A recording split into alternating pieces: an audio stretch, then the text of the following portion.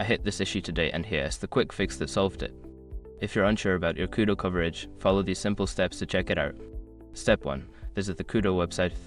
Go to the official Koodo website using your browser. This is where you'll find the coverage map and other essential information. Step 2. Navigate to the coverage section. Once on the website, look for the coverage section, usually found in the main menu. Click on it to access the coverage details. Step 3. Enter your location. In the coverage section, you will see a search bar. Enter your postal code or city to find specific coverage information for your area. Step 4. Review the coverage map. After entering your location, a coverage map will appear. This map will show you the areas with good, fair, or no coverage. Take a moment to analyze it. Step 5. Check for network issues.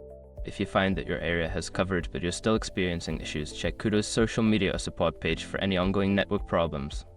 Remember, sometimes areas that appear covered may have weak signals indoors. If you're in a basement or remote area, you might still face connectivity issues. I hope this helps you get the coverage information you need.